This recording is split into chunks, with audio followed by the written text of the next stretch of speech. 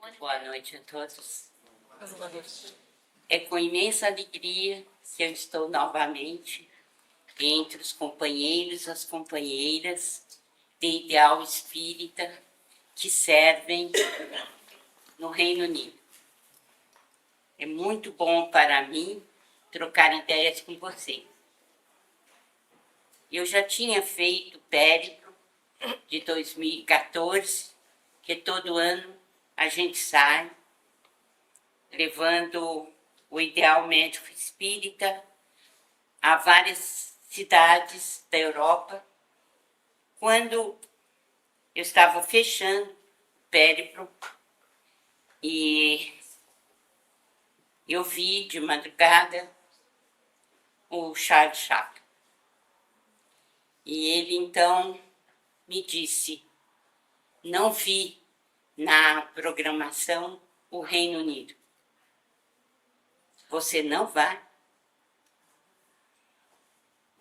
Eu fiquei muito envergonhada, porque eu tinha já estado com vocês o ano passado e também eu sempre tive muito prazer nessa companhia de estar com vocês.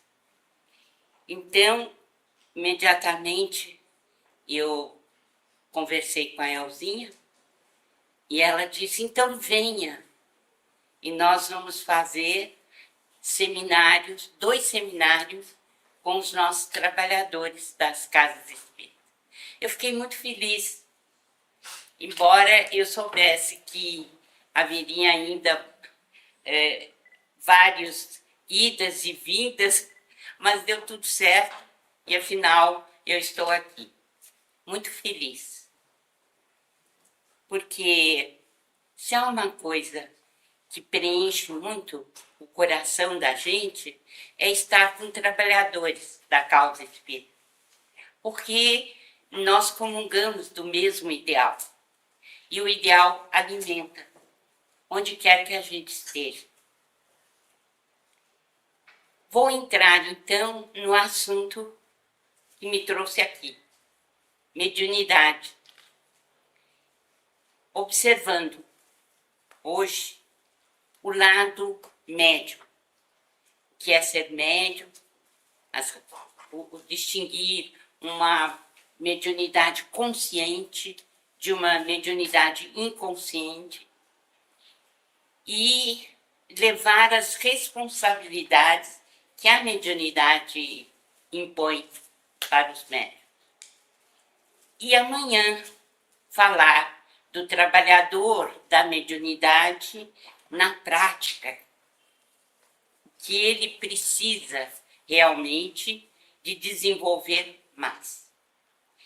Espero que vocês gostem, mas especialmente vamos trocar ideias.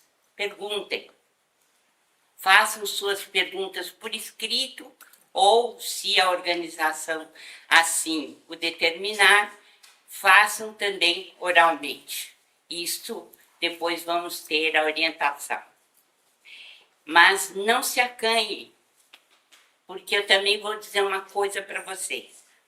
Há muitos anos eu estudo mediunidade. Tive um grande mestre durante 44 anos, Francisco Cândido Xavier. E posso dizer com toda a sinceridade da minha alma, eu não conheço mediunidade. É algo que necessita muito de leitura, de estudo prático, de pesquisa científica, principalmente daquilo que eu não vou falar aqui, que são os mecanismos da mediunidade. Como é que os espíritos manipulam o nosso cérebro para poder enviar a mensagem. Mas isto é uma outra história, poderemos voltar numa outra ocasião.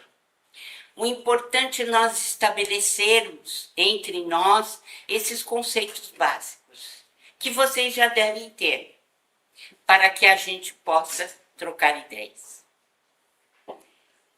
Médium é todo aquele que sente, em um grau qualquer, a influência dos espíritos. Eu posso dizer a vocês que eu nunca encontrei uma definição melhor. E ela foi dada por Allan Kardec no livro dos Médiuns, no capítulo 14. Por quê? Quando ele fala um grau qualquer, a influência dos espíritos, significa que todos somos médiuns, como nós vamos ver. Há uma definição de Emmanuel também que eu gosto muito. Mediunidade é força mental, talento criativo da alma, capacidade de comunicação e de interpretação do espírito, ímã do próprio ser. Nós podemos concentrar o nosso pensamento nesta capacidade de comunicação e de interpretação do espírito. Por isso que não existe um médium igual ao outro. Não existe. A mediunidade tem milhares de facetas e está diretamente ligada à questão do espírito encarnado e a sua capacidade de comunicar-se com o além e de interpretar, vejam o termo, e de interpretar o que o espírito quer dizer. Então, a mediunidade não é algo fácil e varia de indivíduo para indivíduo e tem diferentes desdobramentos de acordo com a capacidade do médium. Há algo também que Kardec nos diz que é muito importante. A mediunidade é conferida sem distinção, a fim de que os espíritos possam trazer à luz a todas as camadas, a todas as classes da sociedade, ao pobre, ao rico, aos retos, e para os fortificar no bem, e aos viciosos para os corrigir. A mediunidade, portanto, não depende da moral como fenômeno em si. No entanto, para que ela seja bem aplicada, é preciso que a moralidade esteja em primeiro lugar. Então, Allan Kardec tem essa definição no capítulo 24 do Livro dos Médiuns. Então, nós aprendemos algo também bem importante, que a mediunidade é expandida por todas as pessoas, por todas as camadas sociais. Mas o que vamos fazer dela é que vai distinguir o que é que nós recebemos. Ela é inerente a todos os seres. A mediunidade é um dom inerente a todos os seres, como a faculdade de respirar. E cada criatura assimila as forças superiores ou inferiores com as quais sintoniza. Por que ela é inerente a todos os seres? Porque todos nós temos a capacidade de pensar. E ela está diretamente ligada à produção do pensamento. E por que todos os seres a possuem? Porque a intuição é a primeira forma de mediunidade. Então, todos nós a possuímos, em menor ou maior grau. Seria erro crer-se que só por meio das comunicações escritas ou verbais exercem os espíritos sua influência. Ela é de todos os instantes. Palavras de Allan Kardec, tanto no livro dos médiuns quanto no livro dos espíritos, principalmente na questão 459 de O Livro dos Espíritos. Se nós acreditamos que os espíritos só vêm se comunicar conosco através da escrita, da visão, né, da fala, podemos esquecer. Não é somente essa a influência que os espíritos exercem sobre nós. Eles pressionam a nossa vida cada momento. E é por isso que nós precisamos ser vigilantes e, sobretudo, sabermos exatamente qual a finalidade da mediunidade.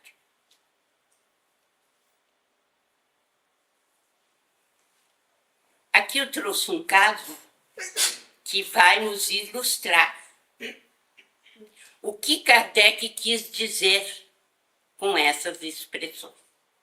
Está no livro Nos Domínios da Mediunidade. Uma ambulância passa.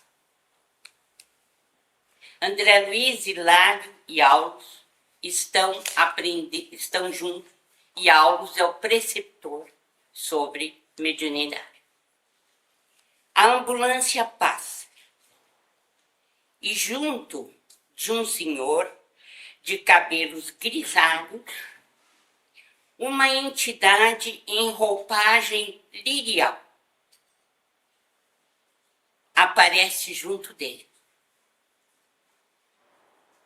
E André Luiz e Hilário ficam, de uma certa forma, surpresos.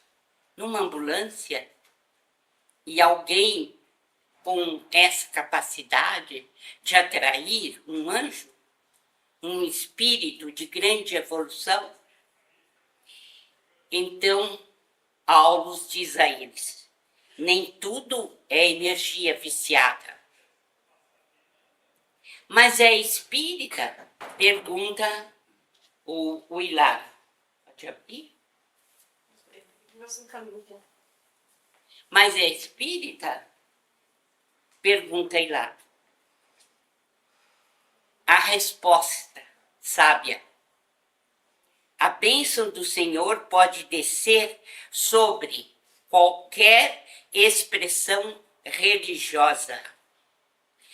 Profissional generoso e humanitário, este Senhor, por suas atitudes, atraiu esse espírito evoluído, esse espírito de luz.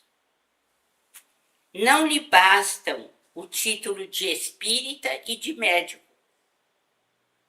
É preciso que ele tenha boa consciência e um coração que irradie paz e fraternidade. Isso ilustra o que Allan Kardec diz. Ele não está falando, ele não está escrevendo. O que ele está fazendo? Cuidando amorosamente de um paciente. Então, ele está mobilizando forças divinas que estão ali presentes para ajudar quem precisa. Preciso que a gente atente para essa questão da mediunidade não declarada, da mediunidade que nós temos no dia a dia. Podemos estar onde estivermos, nós sempre vamos carregar energias positivas ou negativas. Isso é mediunidade também. E muitas vezes nós não computamos, não nos apercebemos de que somos intérpretes. Somos intérpretes dos espíritos. Sintonia para que e com quem?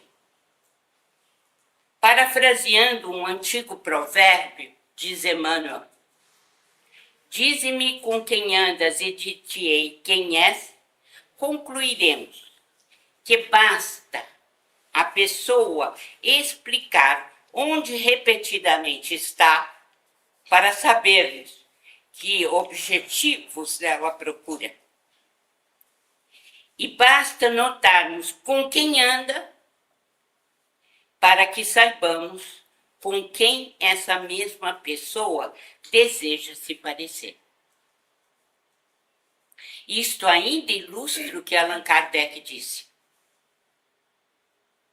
Nós não precisamos dizer aos espíritos, verbalmente,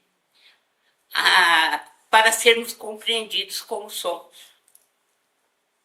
Quer dizer, quais são as nossas companhias?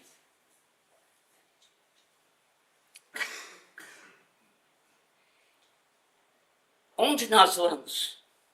Quais os ambientes que nós buscamos? Isso fala daquilo que nós procuramos e, portanto, está dizendo com quem nós queremos parecer. É essa noção de mediunidade mais ampla que nós não podemos esquecer, tanto para o bem quanto para o mal.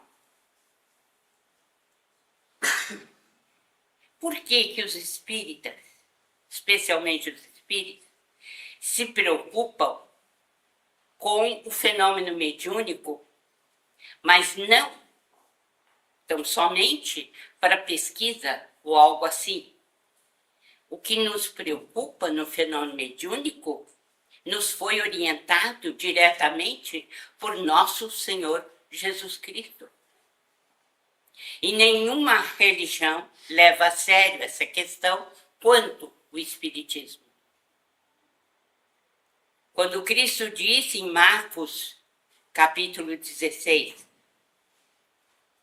em meu nome expelirão demônios, falarão outras línguas, pegarão em serpentes, e se beberem qualquer coisa mortífera, não lhes fará mal algum. Imporão as mãos sobre os enfermos e os curarão.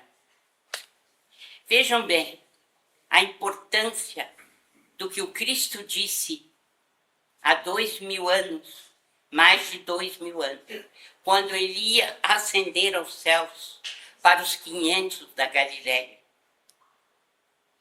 O que ele disse, na verdade, é o que o Espiritismo tenta hoje fazer com humildade e com bastante determinação. O que é que nós procuramos fazer? Expelir os demônios? As sessões de desobsessão, por acaso, não são isso? Qual é a religião que procura fazer isso de uma maneira séria? Nós sabemos que existem aquelas que tentam expulsá-las, enviando os demônios para os quintos dos infernos. Mas Jesus não pediu isso. Jesus nos orientou para que nós os expelíssemos, dando orientação, como ele fez.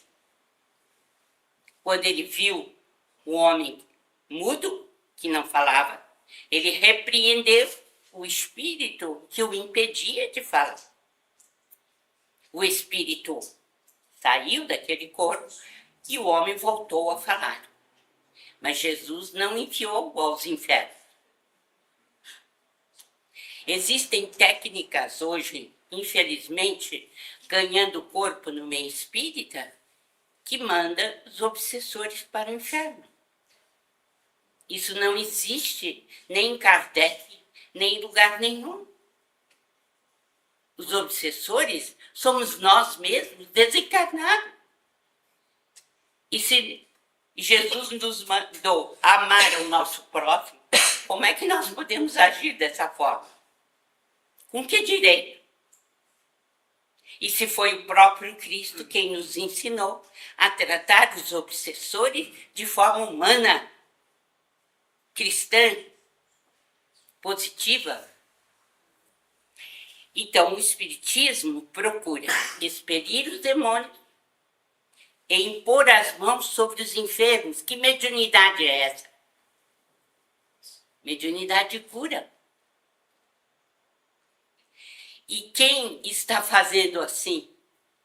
É o Espiritismo. E muitas religiões nos condenam. E nós passamos por uma religião que não tem valor. No entanto, humildemente nós dizemos que somos os únicos que estamos seguindo o que Jesus recomendou aos 500 da Galileia.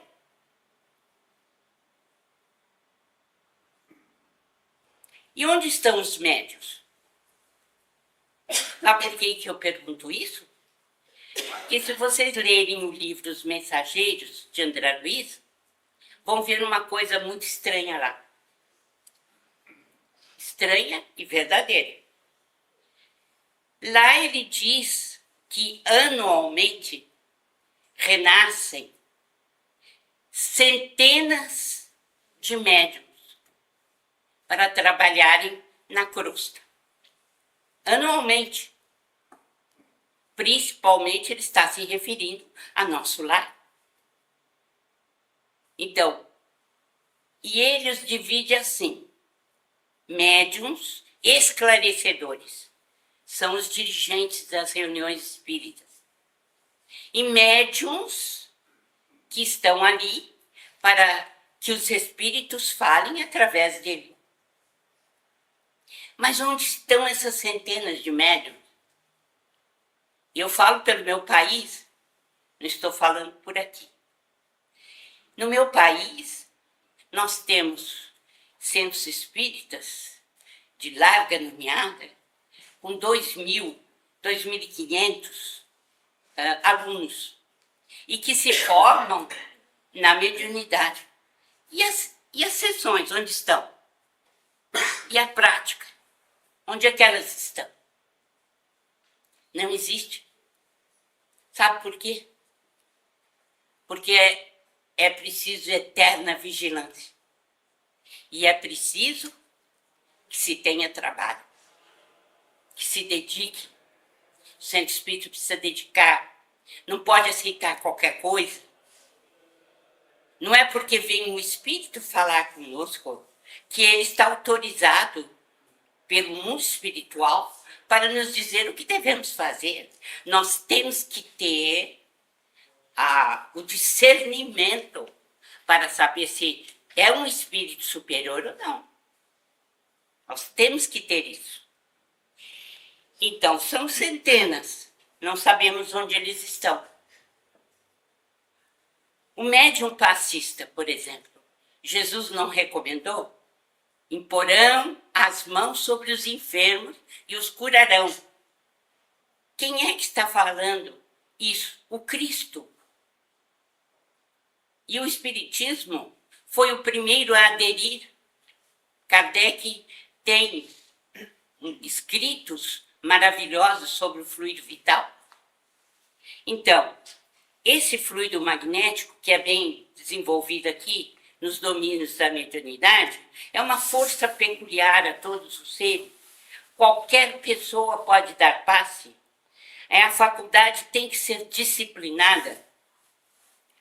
Por exemplo, quando o fluido vital não é canalizado, é como se tivéssemos uma cachoeira e essa cachoeira não tem ligação com a usina. E por que não tem ligação com a usina? Porque não foi canalizada, dinamizada, não distribui os recursos. O médium precisa aprender a distribuir esses recursos.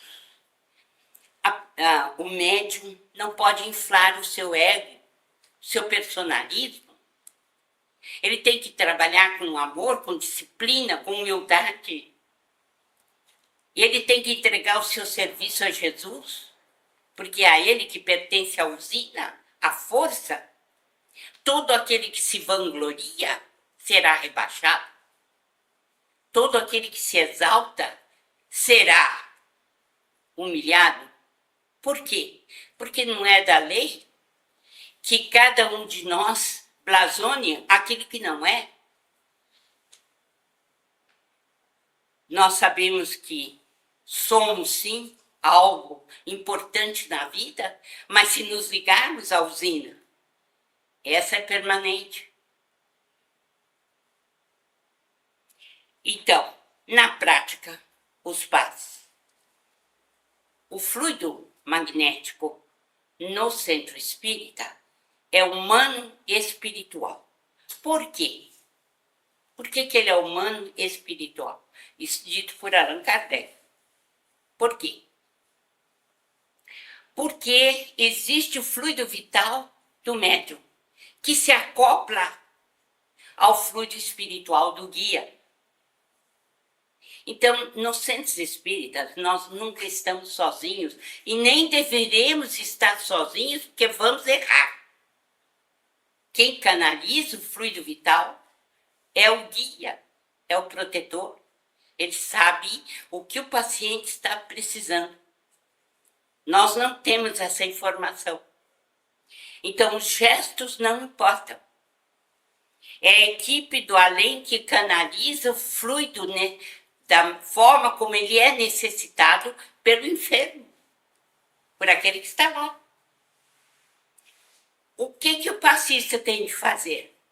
Interesse em ajudar. Ele tem que ter amor pelo que ele faz. Ele tem que ter doação gratuita, porque o fluido vital não é dele, foi concedido pela glória de Deus. Não podemos, em absoluto, né, realizar isso dessa forma. São extremamente variados os efeitos da ação fluídica sobre os doentes. Algumas vezes é lenta e reclama tratamento prolongado, como no magnetismo comum. De outras é rápida, como uma corrente elétrica. Quem diz isso é Allan Kardec em A Gênese, num estudo extraordinário sobre os fluidos, como eu nunca vi em lugar nenhum.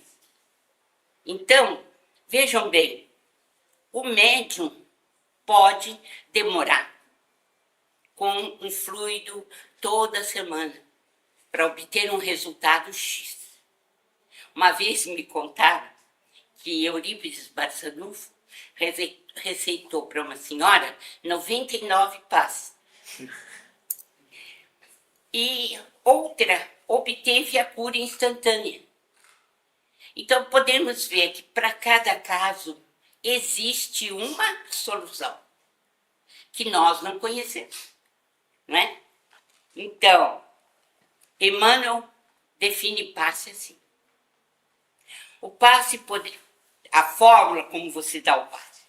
O passe poderá obedecer à fórmula que forneça maior porcentagem de confiança, não só a quem dá, como a quem o recebe. Devemos esclarecer, todavia, que o passe é a transmissão de uma força psíquica e espiritual, dispensando qualquer contato físico na sua aplicação. Então, se não tem necessidade de contato físico, por que razão você pega um bisturi e corta o paciente? Como é que é essa cura? Agora, em virtude do trabalho da AME, muitos médiuns no Brasil deixaram de utilizar objetos cortantes. Por quê? Porque a cura não se dá materialmente falando. Ela é a mobilização de uma força psíquica e espiritual. Não tem necessidade de corte.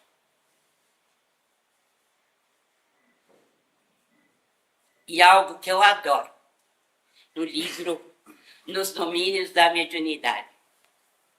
Somos simples elos de uma cadeia de socorro, cuja orientação vem do alto.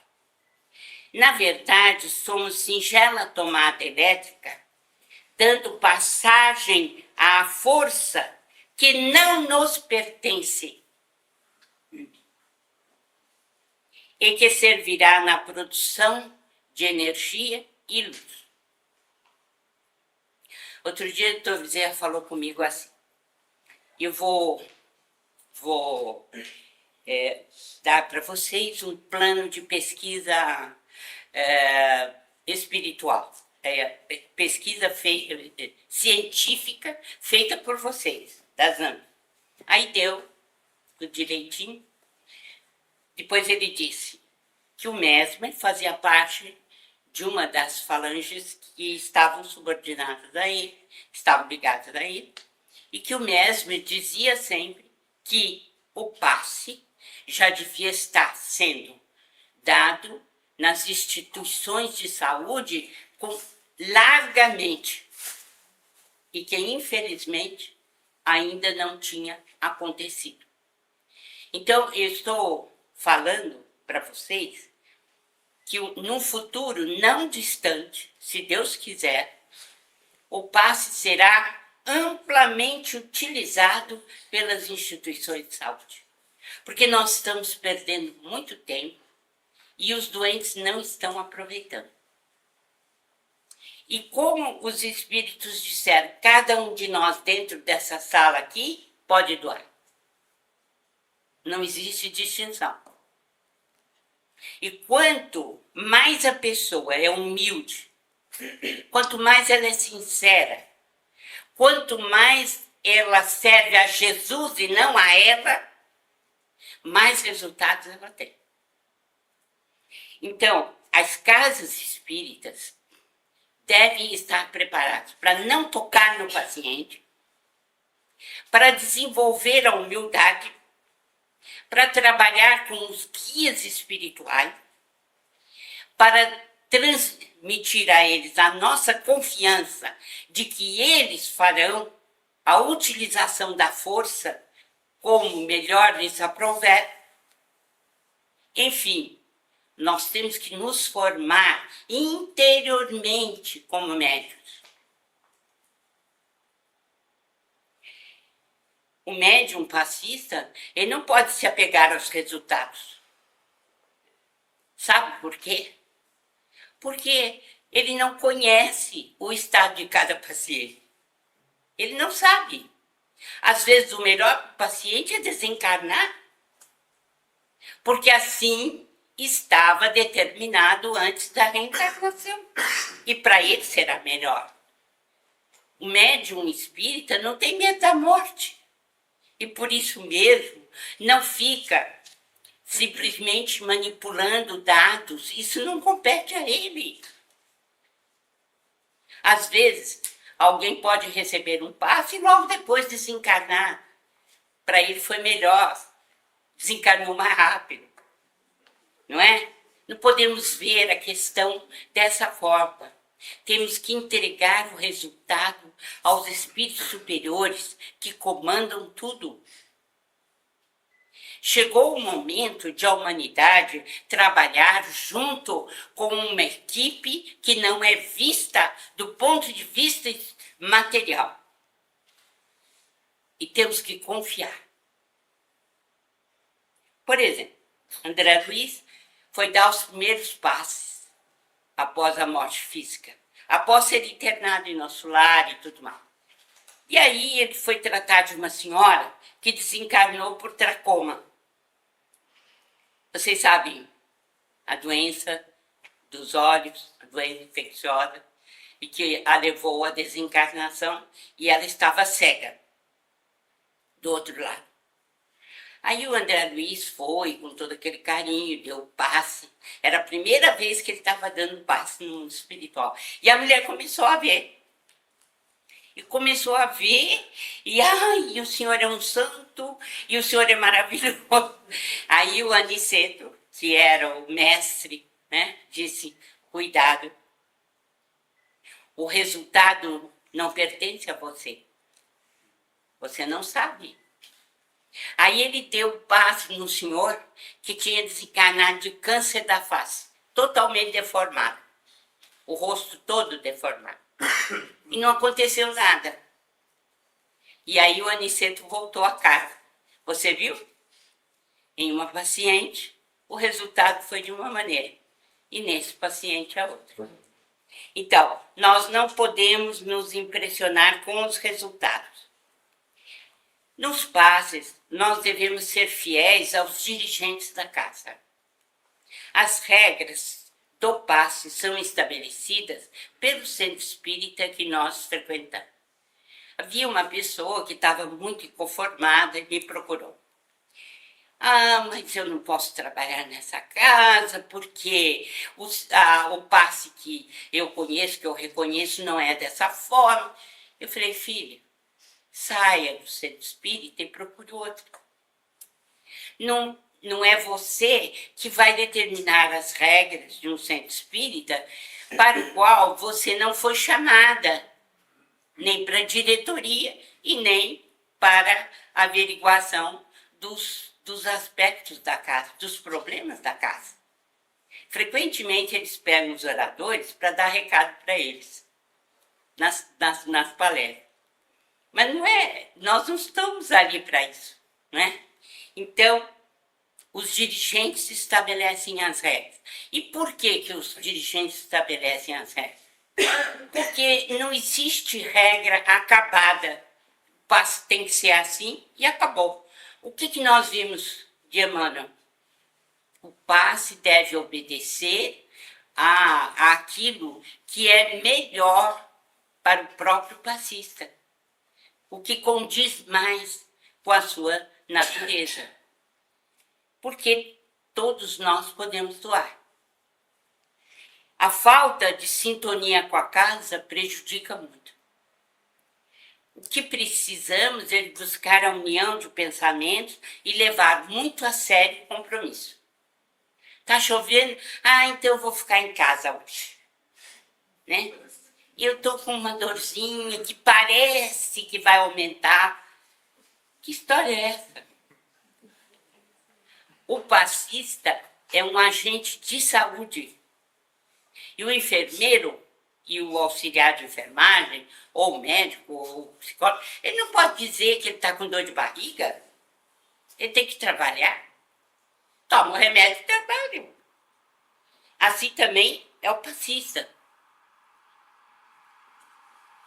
O agente de saúde ele tem que ter assiduidade, boa vontade, desprendimento, dedicação, meditação e principalmente deixar espaço mental para auxiliar no serviço.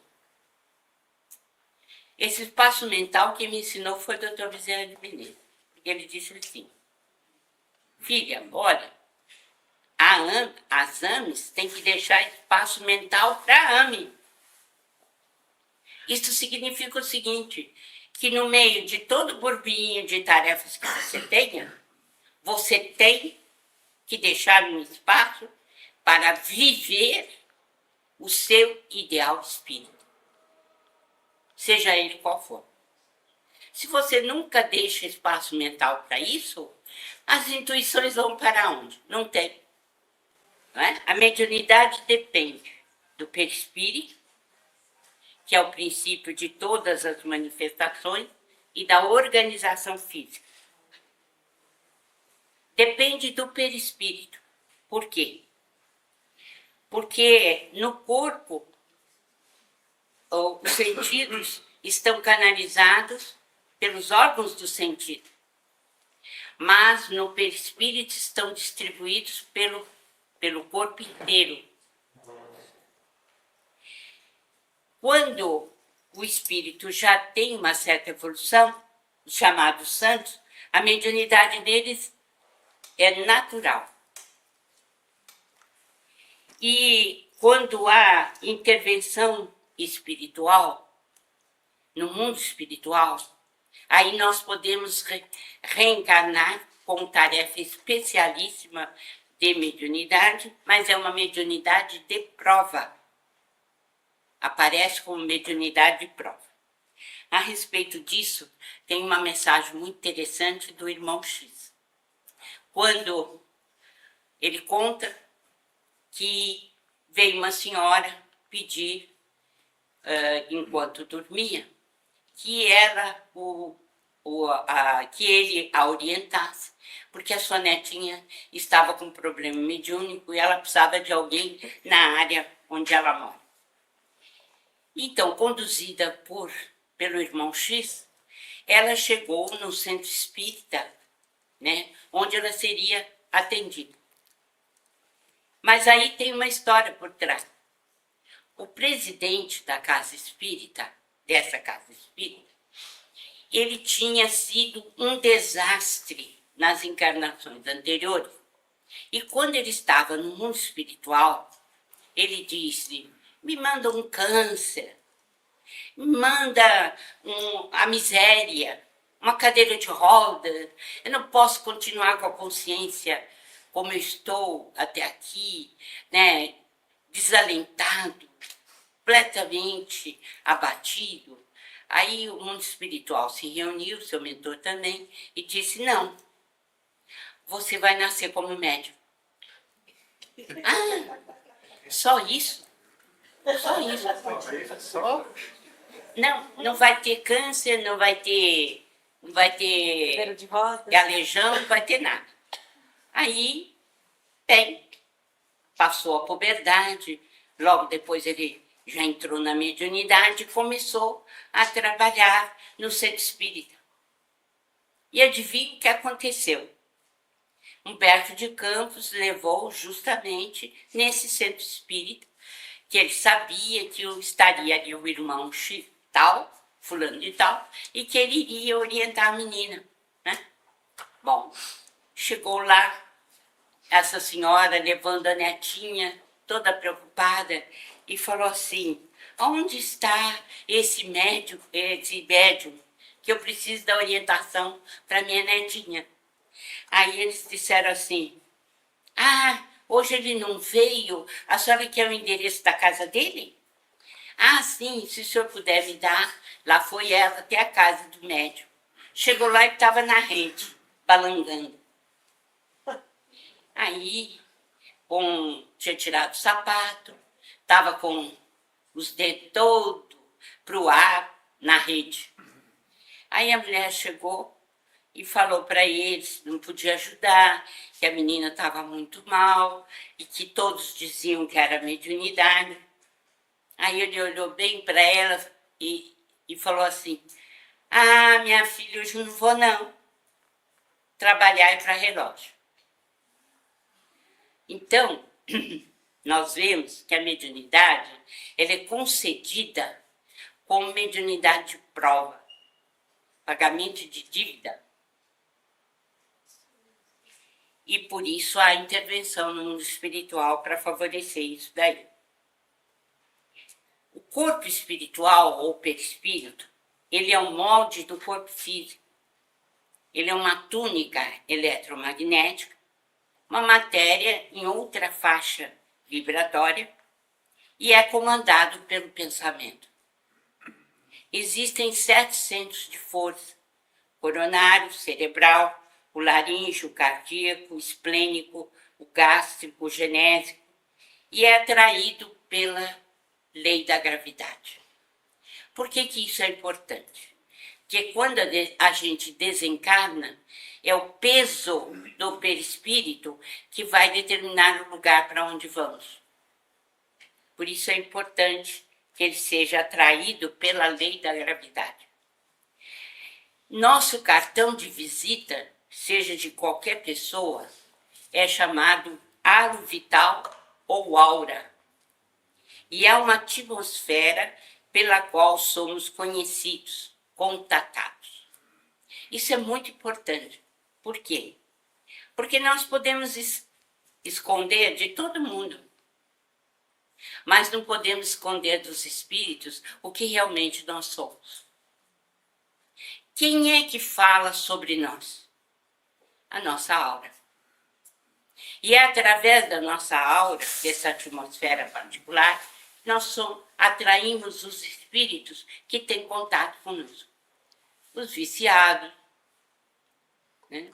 Aqueles que têm tendência ao jogo, aos prazeres, a tudo aquilo que nós julgamos que não aparece, mas que está presente na nossa aura.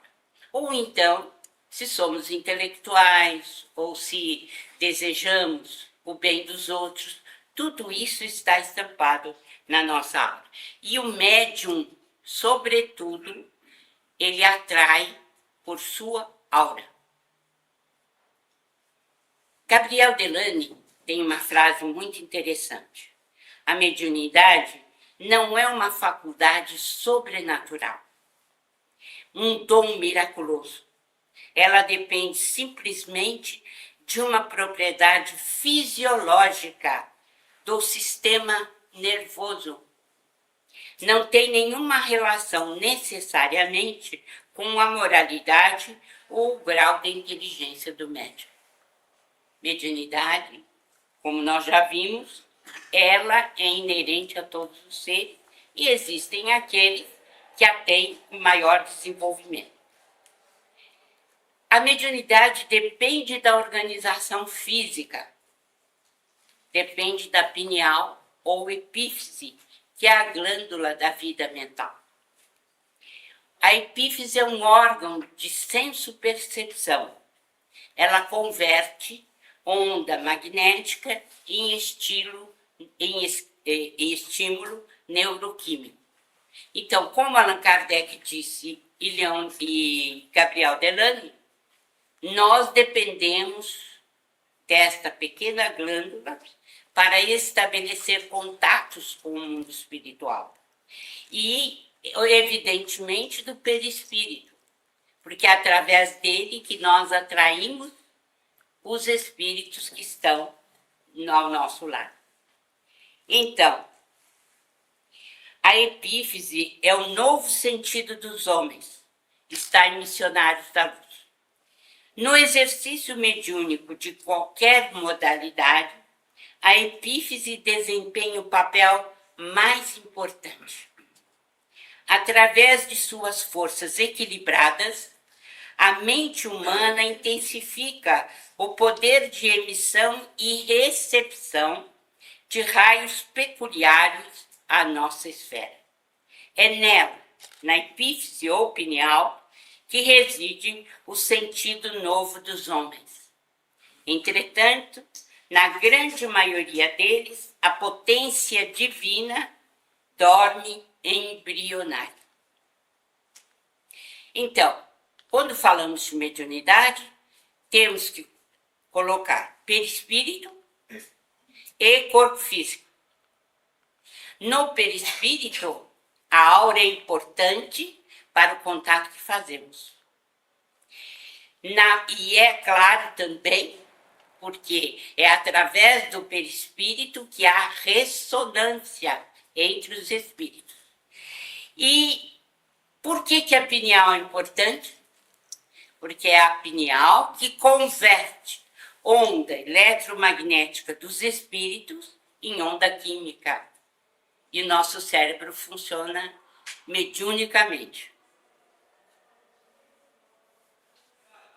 O médium ostensivo é aquele que tem o alargamento da janela dos 5 sentidos. Quando o espírito é depurado, dos santos, por exemplo, a mediunidade é natural. Quando há intervenção dos espíritos para a gente renascer como médium, a mediunidade é de prova. O que nós estamos observando hoje? Aumento do quê? do fenômeno mediúnico. Por quê? Porque o plano espiritual se aproximou muito mais de nós como uma fatalidade evolutiva. Então, Allan Kardec lembra algo importante. Designamos médium àquele cuja faculdade mediúnica se mostra bem caracterizada e se traduz por efeitos patentes de certa intensidade, o que então depende de uma organização mais ou menos sensível ou sensitiva. Então, o médium, para Allan Kardec, tem a mediunidade bem caracterizada. Não é como a intuição, por exemplo, que é uma mediunidade mais light, mais expandida. Limitando-se à sua especialidade, o médium pode aprimorá-la e obter bons resultados. Aos que não se contentam, querem mais por amor próprio ou ambição. Não são médiuns seguros. Quem diz isso? Uma mensagem de Sócrates, no livro dos médiuns. É muito importante. O médium que quer abarcar tudo, saber tudo e tem mediunidade para tudo, méfiez-vous, como diz o francês. Desconfiar. Não é assim. Existem, sim, médiuns que têm várias capacidades. São as diversidades dos carismas de que falava Paulo de Tarso. No entanto, para a atuação é preciso especialização.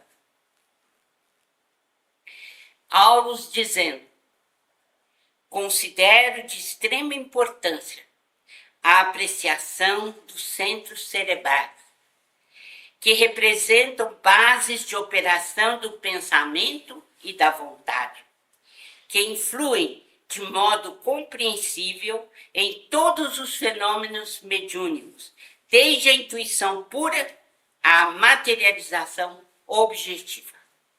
Aqui o que eles nos mandam prestar atenção é sobre a base de operação do pensamento, porque o pensamento é tudo na mediunidade.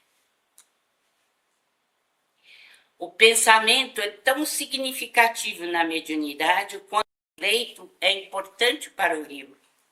É fluido vivo e multiforme. Assimilamos a força que vem do Criador e com ela influenciamos na criação. Os pensamentos são constituídos de átomos em nova escala vibratória. O sentimento é que dá forma e natureza ao pensamento. Em qualquer posição mediúnica, a inteligência receptiva está sujeita às possibilidades e à coloração dos pensamentos em que vive, e a inteligência emissora já submetida aos limites e às interpretações dos pensamentos que é capaz de produzir. Por que se enfatiza muito o pensamento? Porque ele tem uma propriedade, a indução mental. Você é capaz de reproduzir uma onda mental sua em outra pessoa. Isso se chama indução mental.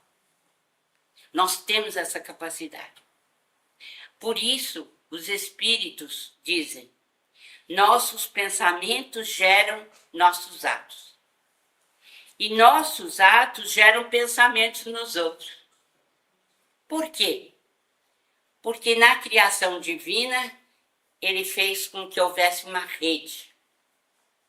É uma rede vasta, enorme. E todos nós estamos emaranhados. Absolutamente todos. Estamos ligados em espírito com todos os encarnados ou desencarnados que pensam como pensamos. Se você está mergulhado em determinado assunto, ou na sua casa, você está com um problema, você pode ter certeza que mergulhada com você estão vários espíritos que estão pensando a mesma coisa que você. A respeito disso, eu li em Ação e Reação um quadro assim que é hilário e triste ao mesmo tempo. Um senhor queria ficar com as meninas, as duas meninas, e separar-se da esposa. E a esposa não lhe daria o divórcio. Então, o que ele engendrou? Pegou um revólver, né? E ia simular o suicídio da esposa. E então falou, olha, levanto de madrugada, ponho a arma bem perto, depois deixo na mão dela, e tudo passa como se ela tivesse se suicidado. Bem, ele levantou, estava com o revólver na mão, e as duas menininhas que estavam dormindo em berço próximo, uma delas levantou porque o guia espiritual colocou para ela o perigo que estava havendo ali na linguagem infantil. E ela acordou no bercinho e viu o pai com arma em punho e falava, papai, o que o senhor vai fazer? Gritou bem alto. Nisso a mãe acordou. E a coitadinha era tão boazinha que disse assim, que isso, você vai se suicidar? Então, ela disse assim, não faça isso, eu lhe dou o divórcio. Então, a mulher é um castelo. Então, veja bem, por quê? Através dos pensamentos dele, os espíritos sabiam, mas ela não merecia morrer. Então, acordaram a menininha.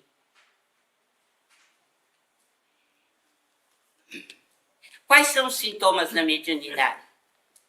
Irritabilidade, mau humor, choro inexplicável, sonolência sem motivo, medo injustificável, dores sem diagnóstico definido. O que vocês acham? Tem alguém que se encaixa aqui? Tá. Mas existem repercussões desconhecidas. Distúrbios de alimentação, bulimia, anorexia, distúrbios do sono, insônia, sono exagerado, sonambulismo, bruxismo, terror noturno, perturbações da esfera sexual. E existem as forças viciadas que nós não levamos em consideração, mas que são o quê? Mediunidade, sim. Simbiose. Comunhão de forças inferiores que o encarnado ou desencarnado pode empregar no bem ou no mal de si mesmo. É mediunidade. É a repercussão do mundo espiritual sobre nós. São os vícios. Principalmente os vícios pelo prazer. Por exemplo, as forças viciadas. Interesse nos lugares onde podem nutrir as ilusões da terra. Lugares onde bebem, onde estão ligados a drogas, a prostituição. São forças negativas que se complementam. 2 guardas arrastavam um homem maduro. Vocês podem ver isso no livro Nos Domínios da Mediunidade. Abraçado por entidade que parecia um povo estranho. Desencarnados de tristes feições, junto de fumantes e bebedores inveterados. Sorviam baforadas de fumo, ainda aquecidas pelo calor dos pulmões. alegria e alimento com o hálito dos viciados. Emoções que os localizam na vizinhança da animalidade. Sem dúvida, é a mediunidade em ação. Recursos psíquicos que são empregados no bem ou no mal constituem circuitos mediúnicos. Pessoas altamente favorecidas, mas que são dominadas por espíritos atrasados. Não basta a mediunidade.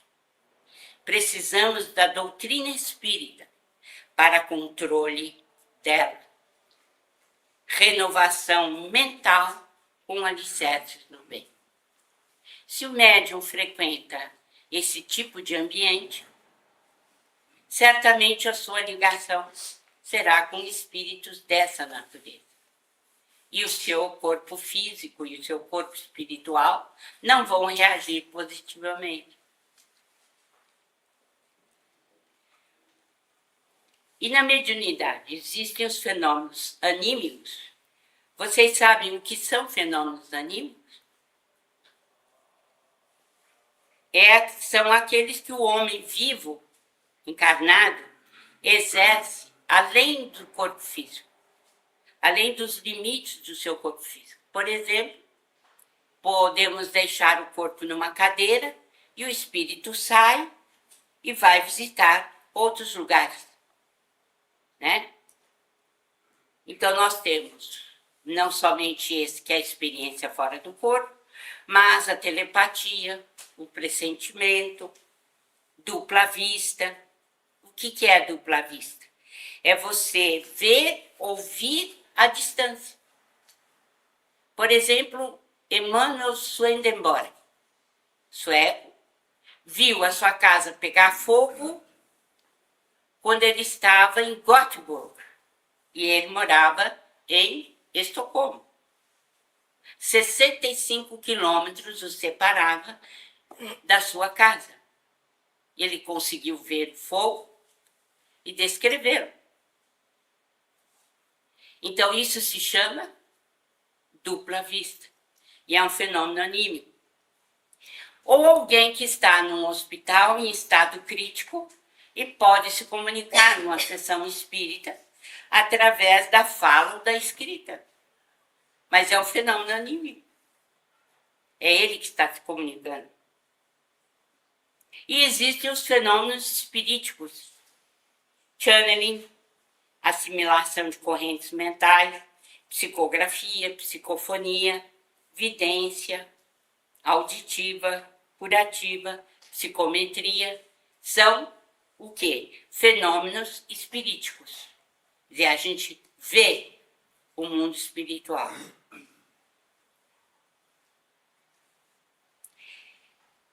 Todas as percepções nossas fazem parte do perispírito, que é, por sua vez, comandado pelo espírito.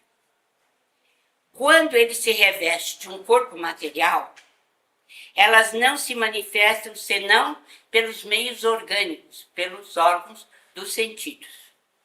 Estão localizados.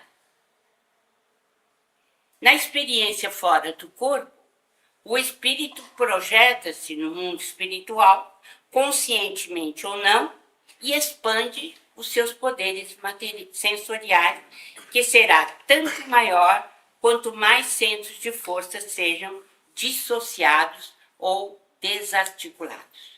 São expressões de Albert de Rochat. Eu recomendo vivamente quem quiser estudar fenômeno anímico a estudar Albert de Rochat. O outro desdobramento e serviço vocês podem ver nos domínios da mediunidade. O médium Antônio de Castro sai do corpo, vai para um determinado lugar, até aí é fenômeno anímico. Mas aí ele passa a se comunicar com o espírito, aí é fenômeno anímico e espirítico. Há também o fenômeno de materialização. o ectoplasma escapa dos chakras ou centros de força e o espírito pode... Então, nós temos também despedida no leito de morte. Os fenômenos anímicos interessantes são, por exemplo, de Eurípides Barçanufo, né? Alguém conhece a história dele? Aqui? Conhece. Então, os que conhecem sabem que ele deixava o corpo no colégio Allan Kardec em Sacramento e o espírito ia para onde? Atender pessoas. Hã? Atender pessoas, né? Aí ia cuidar das pessoas, né? Era a Primeira Guerra Mundial, 1914 a 1918, e ele ia ser enfermeiro da Cruz Vermelha. Ninguém sabia que ele era um mineirinho que deixou o corpo lá em Sacramento. Pensava que era um funcionário. Aí ele voltava e contava para os alunos tudo que se passava. Como naquela época o jornalismo era muito atrasado, né? Então o que acontecia? As notícias que ele contava da guerra só chegavam 15 dias depois. Muito interessante, né? Aqui é Chico Xavier e a materialização da irmã Josefa. Agora, nos fenômenos espiríticos, são efeitos intelectuais, né?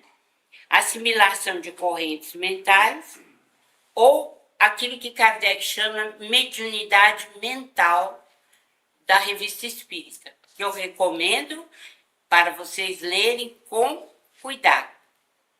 Vão aprender muito, né? Mediunidade mental, segundo o Espírito São Luís, vem um pouco antes da visão. A pessoa vai desenvolver a parte da visão, antes disso chega a mediunidade mental.